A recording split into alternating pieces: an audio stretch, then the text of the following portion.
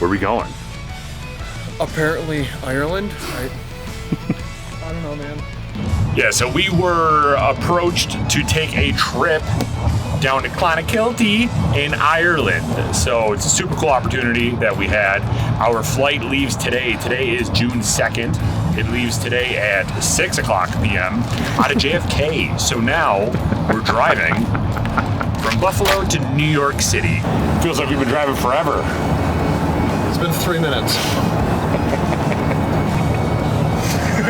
How's your shot now? Thank you very much. How long until we collapse? I got like 3 steps. Gotta find the car key.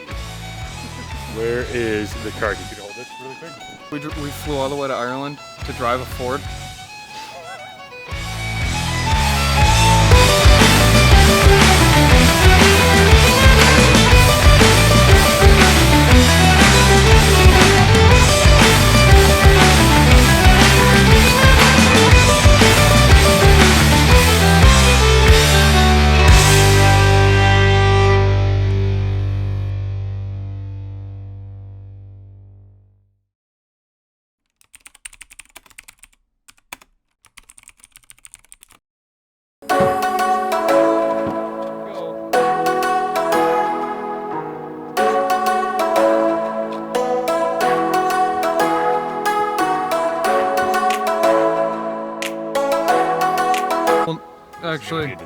Actually, go. Well, no, there's an exit this way, so we're gonna cut left. This is already a dumpster fire. Parking brakes on the question. Might want to take that off. So Swig right. we're currently in a Ford something or other. Ford Fiesta. Ford Fiesta, right-hand drive, stick shift car. Luckily, we kind of know how to drive this garbage. Other lane. You're an oncoming. No, this is Maybe too not? late.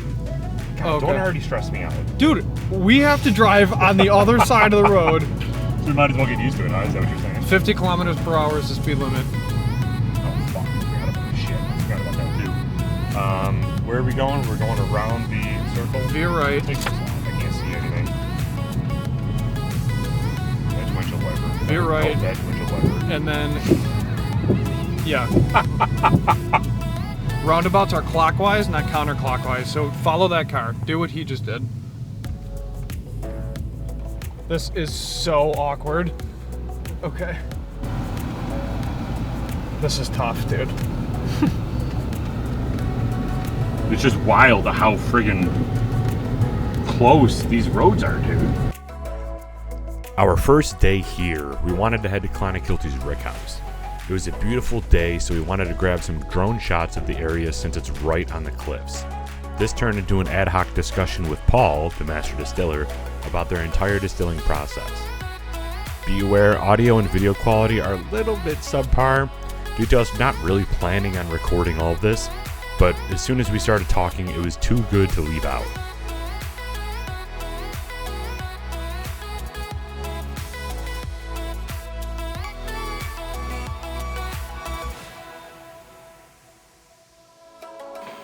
So this is the Sauturnes Single Malt that was not ready at time of our Sauturnes release that we did as a single barrel. This is the, again, Sauturnes Single Malt, so it's going to be tasting a little different. So we're going to taste it live while we are in Ireland, and we're vastly excited to try the differences because obviously Derek and I know exactly what it tastes like with our single barrel, but now we're going to try this right out of the barrel with a Thief. All right, so the reason... Sweating, bro? No, so the reason, had to fix the cloth. The reason why we did that first initial rinse of the glass per Paul is to basically clean the glass and get rid of anything and then pour it back into the barrel so it can continue its aging process and then refill it with the rest of the Thief that you had. So, cheers everybody. Again, drink responsibly. Be a good person, don't litter.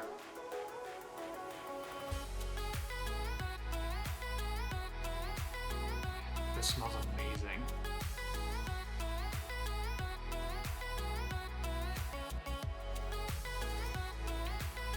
What are you getting? So it's very similar to our single barrel, of course. However, it's deeper. It's a little more rich in the tasty notes that you're picking up. It's a little more full-bodied, in my opinion. And notice the color's much darker, which I'm honestly a fan of.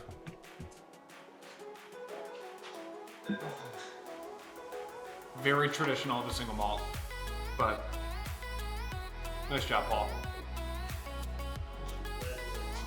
So do you think if we were, To do it all over again? hypothetically speaking, we were 7 months ago, and we had this one, ooh, this one does smell. Try it. Dude, just drink it. Just drink it.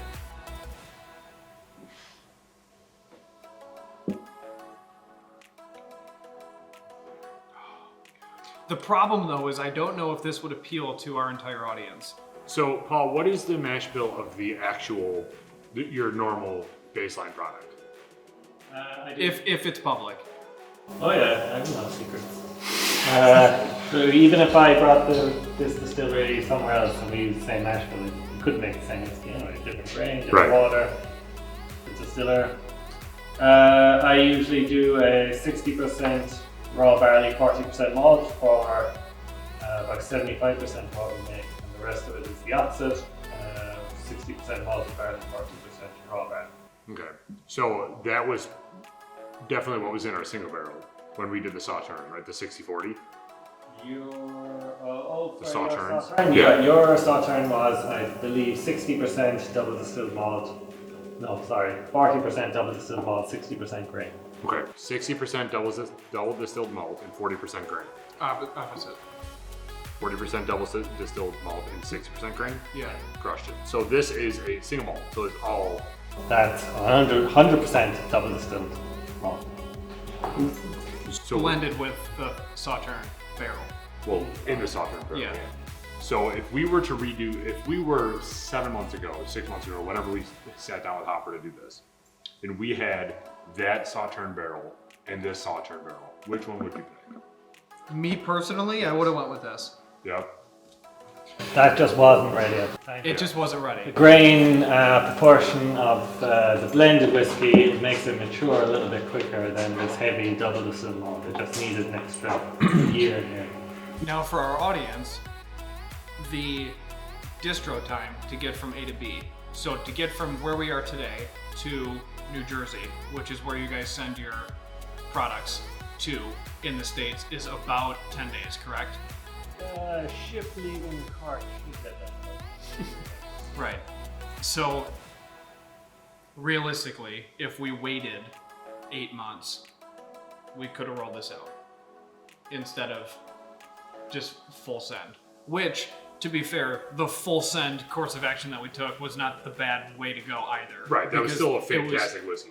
It was incredible. Even if it took 10 days to ship this to the US, I mean, I know how long it has to stay in New Jersey, and then shipping it to yourselves. It was all just, it would take the same amount of time as it took with the blend. So I don't know, you'd still be a few months off. Yeah. That was so good. I mean, both of them are very good products. The Sauternes barrel is so interesting because I think it's something that you and I haven't seen before.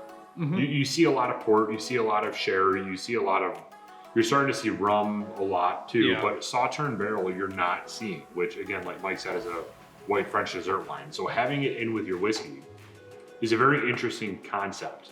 And pairing that with a single malt, I mean, you're taking away 60% of that unmalted stuff. Maybe I had that backwards again, but you're taking away a portion of that unmalted stuff and you're just making it fully malted, which is changing the flavor profile completely and how that interacts with this white French dessert wine. Which, if you're brand new to whiskey, in my opinion, I would take the best cereal you've ever had in your life, and that's what you taste when you drink Honey Nut Cheerios. this whiskey. It's the perfect grain, in my opinion, for whiskey. It's so good, and it's super smooth, and it's always fresh. But I'm kind of biased because I'm also literally standing on a farm in Ireland, but it's fine. That's fine. It's very true. I just think it's a perfect grain. I agree. I agree. What's your favorite grain to work with? Oh, barley. Yeah. I've tasted a lot of different mash bills. And barley is the one I always go back to. It's so good. And you can always like rub it, smell it, enjoy it. It's amazing. And we grow it ourselves. Exactly. We were just telling Paul, it's funny because we're obviously born and bred Americans, but we're kind of anti-Kentucky. Okay. Because there's so much better juice, even from Washington to Texas to Vermont, Colorado, and we're just like, what about Scotch and Irish whiskey? Like, there's so many good options. Like, why would you just pigeonhole yourself to Kentucky? And we struggle because all Kentucky whiskey tastes the same. But then you have Clonakilty coming out with 4 different variations of one product, and you're like, okay, that's great. And then all of a sudden they have a gin and a vodka, and you're like, sweet. Then there's packaging, which is like unheard of for an Irish whiskey. Yes. And then with Scotch, it's funny because everybody automatically thinks of peat and drinking a landscaping bush, but then they forget about the Highlands and all the fruit with the Balvenie, and then there's just so much more to it that it's like, why would you only limit yourself to one specific region and one specific taste? Yeah. And we just got kind of upset about it in 2019, and we're like, screw it, we're not gonna have a filter, we're just gonna tell everybody exactly how we feel about it, and we're just gonna try every spirit we can. And then once Hopper came to the States, it kind of changed our perspective on Irish whiskey, because before it was always like Jameson, and then Powers, and we're just like, oh, we're going to skip from the Protestant stuff, and then we're going to stick to whatever else. And then Clonakilty showed up on the map, and we're like, well, that answers that question. So, no, it's just been a fun journey. The other amazing thing is like we were tasting there a while ago, we had the same liquid, we had 4 casks on a pallet there, and it's the same liquid in the 4 casks, and all 4 casks were similar. They had the same history behind them, and the whiskey was different coming out of them. So.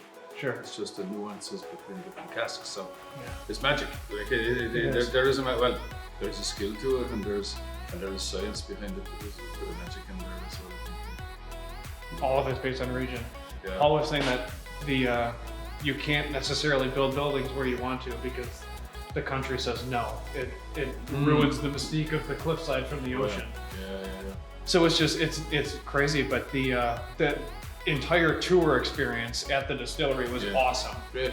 It was really, really well done. Like all the final touches with the blueprint, and then that mural on the side as well. Like the first thing you walk into, it's like, this is crazy. And then nice touch up on the your finishing in the gift shop. I like that. Zoos do that same thing. When you go to a zoo, you always finish your zoo loop by going back to the gift shop. Oh, You know, it's a nice touch. Nice job.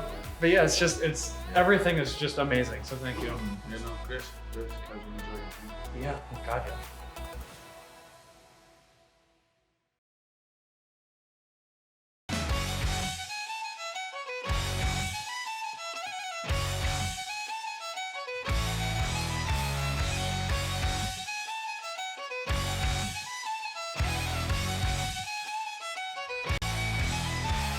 So basically we milled in 60-40 barley and malt. Comes mill above upstairs, which is currently milling for tomorrow's mash. Comes down to the pre-masher here where we add our water and our grist together that comes into our LCV.